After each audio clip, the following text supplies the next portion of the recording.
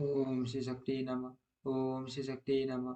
ओम श्री शक्ति नमः। षष्ठ अंश 60वां अध्याय ब्रह्म योग का निर्णय। षष्ठ अंश 60वां अध्याय ब्रह्म योग का निर्णय। केसी ध्वज बोले, सत्य को तो राज्य प्राप्ति से अधिक प्रिय और कुछ भी नहीं होता, फिर तुमने मेरा निष्कंटक राज्य क्यों नहीं मांगा? खांडिके बोले, हे केसी ध्वज, मैंने जिस कारण से तुम्हारा राज्य नहीं मांगा वह सुनो। इन राज्यादि की आकांक्षा आकांक्षा आकांक्षा तो मूर्खों को हुआ करती है। क्षत्रियों का धर्म तो यही है कि प्रजा का पालन करे और अपने राज्य के विरोधियों का धर्म युद्ध से वध करे।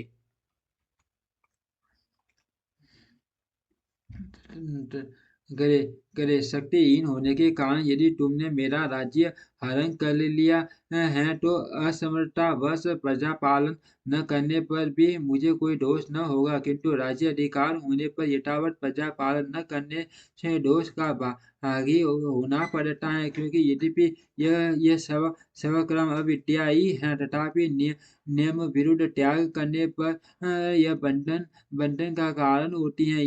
यह राज्य की चाह मुझे तो जन्मांतर के कर्मों द्वारा प्राप्त सुख भोग के लिए होती है, और वही वही मंत्री आदि अन्य जनों को राग एवं लोभ आदि दोषों से उत्पन्न होती है। केवल धर्मानुरोध रोध से नहीं है। उत्तम सत्यों का राज्य आदि की याचना करना धर्म नहीं है, यह महात्माओं का मत है। इसीलिए मैंने अविद्या पालनादि कर्म के अंतर्गत तुम्हारा राज्य नहीं मांगा। जो लोग अहंकार रूपी मदिरा का पान करके उन्मत्त हो रहे हैं तथा जिनका चित्त ममता ग्रस्त हो रहा है, वे बुद्ध जन ही राज्य की अभिलाषा करते हैं। मेरे जैसे लोग राज्य की इच्छा नहीं करते।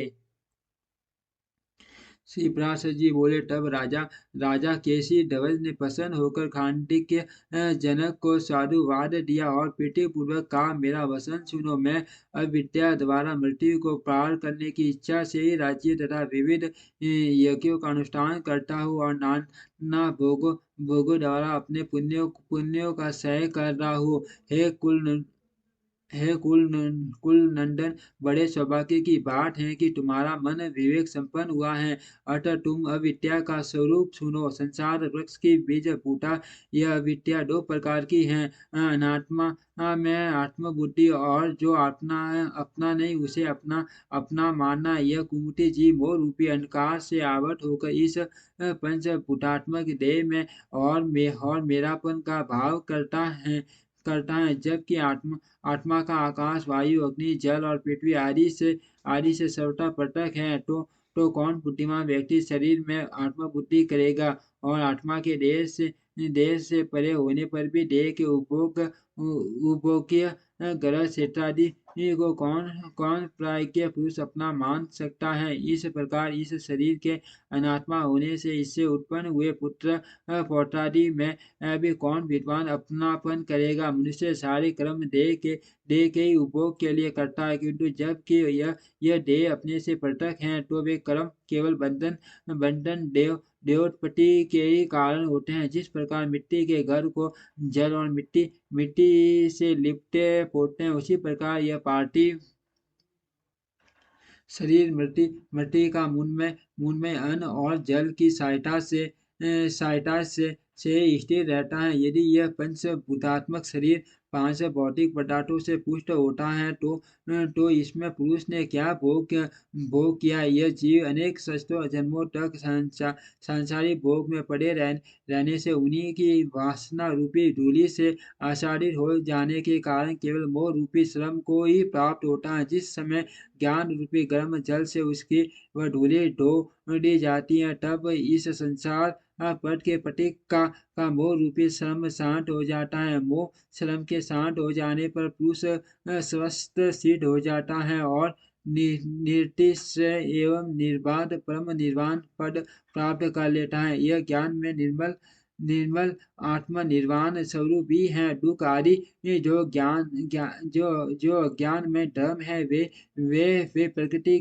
के हैं, आत्मा के नहीं। हे राजन, जिस प्रकार स्टाली बटलोई के जल का अग्नि से संयोग नहीं होता, तथापि इष्टाली के संसर्ग से ही उस में खोलने के खोलने के शब्द आदि धर्म प्रकट हो जाते हैं। उसी प्रकार प्रकृति के संसर्ग से ही आत्मा अहंकार आदि से दूषित होकर प्राकृत धर्मों को स्वीकार करता है। वास्तव में तो वह अवयव या आत्मा उनसे सर्वथा पृथक है। इस प्रकार मैंने तुम्हें यह अविद्या का बीज बतलाया। इस अविद्या से प्राप्त हुए कलेशों को नष्ट करने वाला योग से अतिरिक्त और कोई उपाय नहीं है।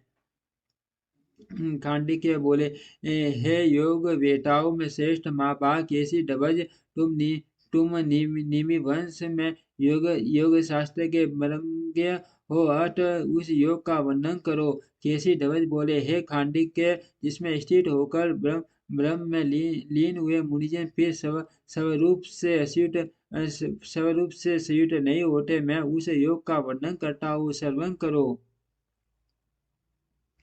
मनुष्य बंधन और मोक्ष का कारण केवल मनी है। विषय का संग करने से वह बंधकारी और विष शून्य होने से मोक्ष कारक होता है। अर्थ विवेक ज्ञान संपन्न मुनि अपने शीत को विषयों से हटाकर मोक्ष प्राप्ति के लिए ब्रह्म स्वरूप परमात्मा का चिंतन करे। जिस प्रकार अयस्कांत मणि अपनी शक्ति से लोहे को खींचकर अपने में संयुक्त कर लेता है, उसी प्रकार ब्रह्म चिंतन करने वाले मुनि को परमात्मा स्वभाव से स्वरूप में लीन कर देता है। आत्मज्ञान के प्रयत्न बुद्ध यम नियम आदि की अपेक्षा रखने वाली जो मन की विशिष्ट गति है, उसका ब्रह्म के साथ सहयोग होना ही योग कहलाता है। जिसका योग इस प्रकार के विशिष्ट धर्म से युक्त होता है, वह मुमुक्ष योगी कहा जाता है। जब मुमुक्ष पहले योगा अभ्यास आरंभ करता है तो उसे योग युक्त योगी कहते हैं, और जब उसे परम परम ब्रह्म की प्राप्ति हो जाती है तो वह विनिष्पन्न समाधि कहलाता है। यदि किसी विधन वश उस योग युक्त योगी का चित्त दूषित हो जाता है तो जन्मांतर में भी उसी अभ्यास को करते रहने से वह मुक्त हो जाता है।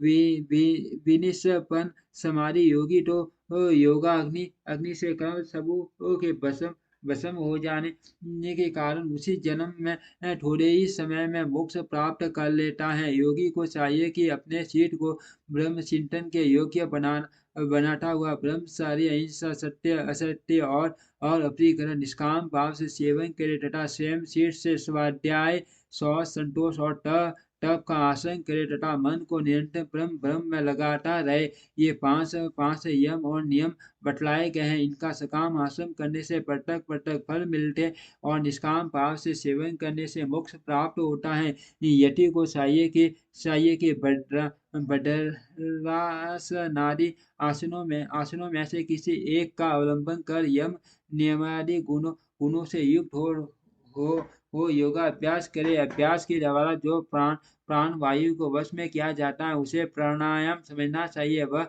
सबीज ध्यान तथा मंत्र पाठ आदि आलम्बन युक्त और निर्बीज निरालंब भेद से दो प्रकार का है। सदगुरु के उपदेश से जब योगी प्राण और अपमान वायु द्वारा एक दूसरे का निरोध करता है तो कर्मशेषक और पूरक नामक दो प्राणायाम होते हैं, और इन दोनों का एक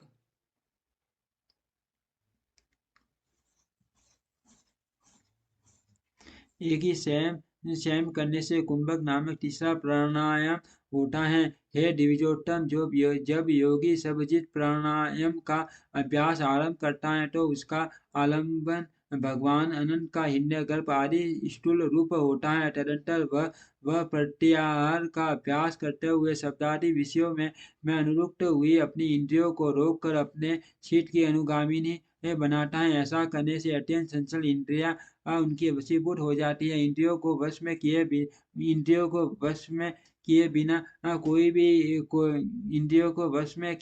कोई योगी योग साधन नहीं कर सकता। इस प्रकार प्राणायाम से वायु और प्रत्याहार से इंद्रियों को वशीभूत करके चित्त को उसके शुभ आश्रय में स्थित करे। चलिए खांडिके बोले, हे माँ बाघ, यह बतलाइए कि जिसका आश्रय करने से शीत के संपूर्ण दोष नष्ट नष्ट हो जाते हैं, वह चिंतन का शुभाश्रय क्या है? केसी ध्वज बोले, हे राजन जिसका हे राजन शीत का आश्रय ब्रह्म है, जो कि मूर्त और अमृत अथवा अपर और पर रूप से स्वभाव से दो प्रकार का है। हे भूप, इस जगत में ब्रह्म कर्म और उभयात्मक नाम से तीन प्रकार की भावनाएं हैं। इनमें पहली कर्म भावना, दूसरी ब्रह्म भावना और तीसरी उभयात्मिका भावना कहलाती है। इस प्रकार ये त्रिविध भावनाएं हैं।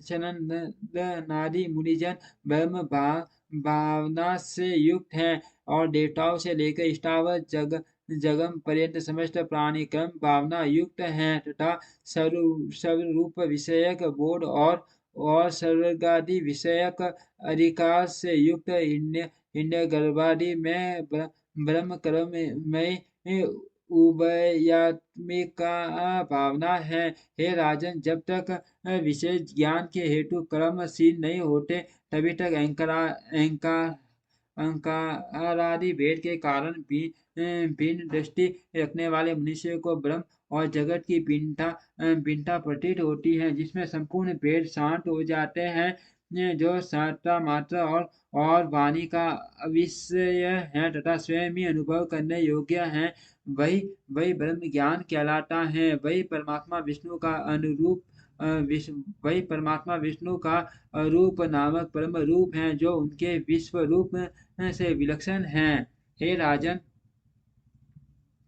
योगाभ्यासी हे राजन, योगाभ्यासी जन पहले पल उस रूप का चिंतन नहीं कर सकते, इसीलिए उन्हें श्री हरि के विश्व में स्थूल रूप का ही चिंतन करना चाहिए। हिरण्य गर्भ भगवान वासुदेव, प्रजापति, मरुत, वसु, रुद्र, सूर्य, तारे, ग्रह, ग्रहण, गंधर्व, यक्ष और दैत्य आदि समस्त देव योनियां तथा मनुष्य, पशु, पर्वत, समुद्र, नदी, वृक्ष, संपूर्ण भूत एवं प्रधान से लेकर विशेष पंचतन मात्रा पर्यंत उनके कारण तथा चेतन अचेतन, एक दो अथवा अनेक का सर्णों वाले प्राणी और बिना सर्णों वाले जीव, ये सब भगवान हरि के भाव नाट्यात्मक मूर्त रूप हैं। यह संपूर्ण सरासर जगत परम ब्रह्म स्वरूप भगवान विष्णु का उन्हीं की शक्ति से संपन्न विश्व नामक रूप है। विष्णु शक्ति परा है, क्षेत्रज्ञ नामक शक्ति अपरा है और कर्म नाम की तीसरी शक्ति अविद्या कहलाती है। हे राजन, इस अविद्या शक्ति से आवृत होकर वह सर्वगामिनी क्षेत्रज्ञ शक्ति सब प्रकार के अति विस्तृत सांसारिक कष्ट भोगा करती है।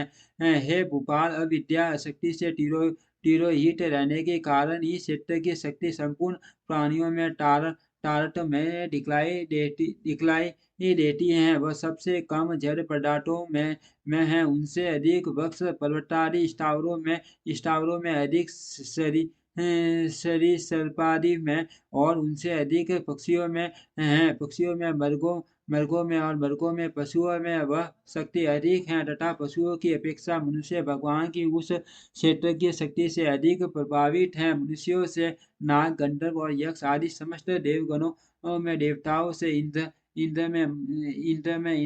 इंद्र से प्रजापति में और प्रजापति से हिरण्य गर्भ में उस शक्ति का विशेष प्रकाश है। हे राजन, ये संपूर्ण रूप उस परमेश्वर के ही शरीर हैं, इसी क्योंकि ये सब आकाश के समान उनकी शक्ति से व्याप्त हैं। हे माँ मते, विष्णु नामक ब्रह्म का दूसरा अमृत आकार हीन रूप है जिसका योगी जन ध्यान करते हैं और जिसे बुद्ध जन सत कहकर पुकारते हैं। हे नर्प, जिसमें कि ये संपूर्ण शक्तियाँ प्रतिष्ठित हैं, वही भगवान विश्व रूप से विलक्षण द्वितीय रूप हैं। हे नरेश, भगवान वही रूप अपनी लीला से देव, तिर्यक और मनुष्यादि चेष्टाओं से युक्त सर्वशक्तिमय रूप धारण करता है। इन रूपों में अपरिमेय भगवान की जो व्यापक एवं अव्याहत चेष्टा होती है, वह संसार के उपकार के लिए ही होती है, क्रमजन्य नहीं होती।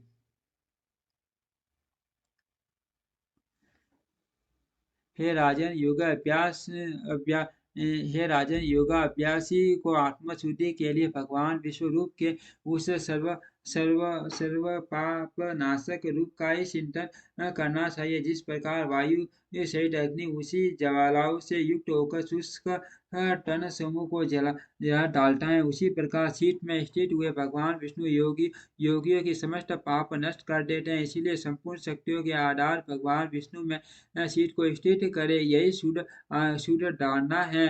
हे राजन, तीनों तीनों भावनाओं से अतीत भगवान विष्णु ही योगी ही जनों की मुक्ति के लिए उनके समर्थ संचल तथा किसी अनूठे विषय में स्थित रहने वाले शीत के शुभ आश्रय हैं।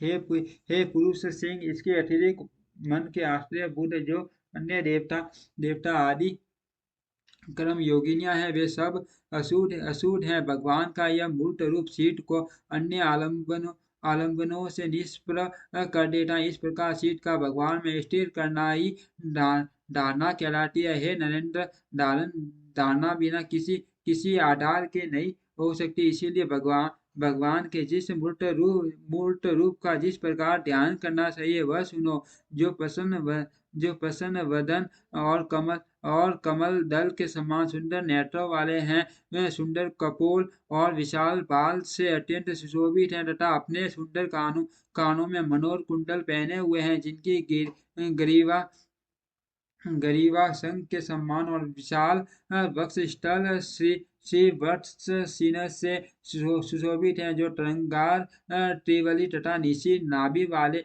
उदर से सुशोभित है, जिनके लंबी लंबी आठ आठ अथवा चार भुजाएं हैं तथा जिनके जंघा एवं उरु समान भाव से स्थित है और मनोहर सन्नार बिंद सुगरता से विराजमान है। उन निर्मल पीताम्बरधारी ब्रह्म स्वरूप भगवान विष्णु का चिंतन करे। हे राजन, किरीट, हार, केयूर और कटक आदि आभूषणों से विभूषित सारंग, धनुष, शंख, गदा, खड्ग, चक्र तथा अक्षय माला से युक्त वरद और अभय युक्त हाथों वाले तथा अंगुलियों में धारण किए हुए रत्नमय मुद्रिका से शोभायमान भगवान के दिव्य रूप का योगी को अपना चित्त एकाग्र करके तन्ने भाव से तब तक चिंतन करना चाहिए है जब तक ये धारण ढूंढ न हो जाए। जब चलते फिरते उठते बैठते अथवा शेषानुकूल कोई और कर्म करते हुए भी दया मूर्ति अपने शीर्ष से दूर न हो तो इसे सिद्ध हुई माननी चाहिए। इसके ढूंढ होने पर बुद्धिमान व्यक्ति शंख, चक्र, गदा और आदि से रहित भगवान के स्पष्टिका अक्ष माला और यज्ञोपवीत धारी शांत स्वरूप का चिंतन करे। जब यह धारणा अभी पूर्ववत स्थिर हो जाए तो भगवान के किरीट केयूरादि आभूषणों से रहित रूप का स्मरण करे। तदंतर विज्ञ पुरुष अपने चित्त में एक प्रधान अवयव विशिष्ट भगवान का हृदय से चिंतन करे और फिर संपूर्ण अवयव को छोड़कर केवल अवयवी का ध्यान करे। हे राजन, जिसमें परमेश्वर के रूप की प्रतीति होती है, ऐसे जो विषयांतर की स्पृहा से रहित एक अनवरत धारा है, उसे ही ध्यान कहते हैं। यह अपने से पूर्व यम नियमादि अंगों से निष्पन्न होता है। उस ध्येय पदार्थ का ही जो मन के द्वारा ध्यान से सिद्ध होने योग्य कल्पाहीन ध्याता ध्येय और ध्यान के भेद से रहित स्वरूप ग्रहण किया जाता है, उसे ही समाधि कहते हैं। हे राजन, समाधि से होने वाला भगवत साक्षात्कार रूप विज्ञान ही प्राप्त वह ब्रह्म तक पहुँचाने वाला है तथा संपूर्ण भावनाओं से रहित एकमात्र आत्मा ही प्रापणीय वहां तक पहुँचने वाला है। मुक्ति लाभ में श्रेष्ठ के कर्ता है और ज्ञान करण है। ज्ञान रूपी करण के द्वारा क्षेत्रज्ञ के मुक्ति रूप कार्य को सिद्ध करके उस विज्ञान करते करते होकर निवृत्त हो जाता है। उस समय यह भगवत भाव से बढ़कर परमात्मा से अभिन्न हो जाता है। इसका भेद ज्ञान अज्ञान जन्य जन्य है। वेद उत्पन्न करने वाले अज्ञान के स्वतः नष्ट हो जाने पर ब्रह्म और आत्मा आत्मा आत्मा में असत अविद्यापन भेद कौन कर सकता है? हे खांडिक्य, इस प्रकार तुम्हारे पूछने के अनुसार मैंने संक्षेप से और विस्तार से योग का वर्णन किया। अब मैं तुम्हारा और क्या कार्य करूं? खांडिक्य बोले, आपने इस महायोग का वर्णन करके मेरा सभी कार्य कार्य कर दिया, क्योंकि आपके उपदेश से मेरे शीत का संपूर्ण मल मल नष्ट हो गया। हे राजन, मैंने जो मेरा मेरा कहा यह भी असत्य है। अन्यथा अन्यथा ज्ञेय वस्तु को जानने वाला तो यह भी नहीं कह सकते मैं और मेरा ऐसी बुद्धि और इनका इनका व्यवहार भी अविद्या ही है। परमार्थ तो कहने सुनने की बात ही नहीं है, क्योंकि वह वाणी वाणी का अविषय है। हे केसी ध्वज, आपने इस मुक्तिपद योग का वर्णन करके मेरे कल्याण के लिए ये सब कुछ कर दिया। अब आप सुखपूर्वक पधारिए। श्री पराशर जी बोले, हे ब्राह्मण, तदंतर खांडिक्य से यथोचित पूजित हो राजा केसी ध्वज अपने नगर में चले आए, तथा खांडिक्य भी अपने पुत्र को राज्य दे श्री गोविंद में सीट लगाकर योग सिद्ध करने के लिए निर्जन वन को चले गए। वहां यमादि गुणों से युक्त होकर एकाग्रता से ध्यान करते हुए राजा खांडिक्य विष्णु नामक निर्मल ब्रह्म में लीन हो गए। किंतु केसी ध्वज विदेह मुक्ति के लिए अपने कर्मों को सही करते समय समस्त करते सही करते हुए समस्त विषय भोगते रहे। उन्होंने फल की इच्छा न करके अनेकों शुभ कर्म किए। यह दिव्य, इस प्रकार अनेकों कल्याण पद भोगों को भोगते हुए उन्होंने पाप और मल प्रारब्ध कर्म का क्षय हो जाने पर तापत्रय को दूर करने वाली आत्यंतिक सिद्धि प्राप्त कर ली। इति श्री विष्णु पुराणे षष्ठ अंश सप्तमो अध्यायम्। ओम श्री शक्ति नमः। ओम श्री शक्ति नमः। ओम श्री शक्ति नमः।